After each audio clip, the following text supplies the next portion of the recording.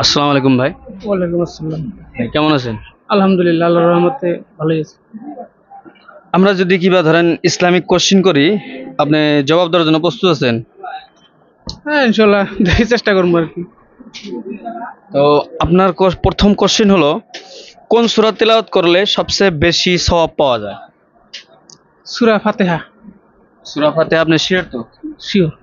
মাশাআল্লাহ, একদম সঠিক জবাব হয়েছে। তো ভাই আরো একটা কোশ্চেন করবো, কোন নবীকে উলুল আজম বলা হয়? উলুল আজম।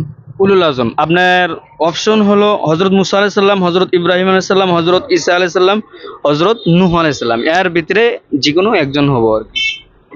উলুল আজম বলা হয় হযরত মুসা আলাইহিস সালাম। মুসা আলাইহিস সালাম। মুসা আলাইহিস একদম ভাইজানের জবাবটা একদম সঠিক হয়েছে, মাশাআল্লাহ। তো নেক্সট আরো একটা কোশ্চেন করব, সেই কোশ্চেনটা হলো, জিহাদের কত প্রকার? তিন প্রকার। জিহাদ তিন প্রকার। কত প্রকার? তিন প্রকার। মাশাআল্লাহ, একদম সঠিক জবাব দিছে। তো আপনি হয়তো কিছু মানে ইসলামিক নলেজ আছে বিলাই মানে প্রশ্নের জবাবগুলো দিলেন। মোটামুটি আর কি। আছে না? মোটামুটি। তো তো আমরা যে মানে ইসলামিক কিবা কোশ্চেন করলাম, আপনার কেমন লাগলো? ভালো লাগলো। ভালো লাগছে।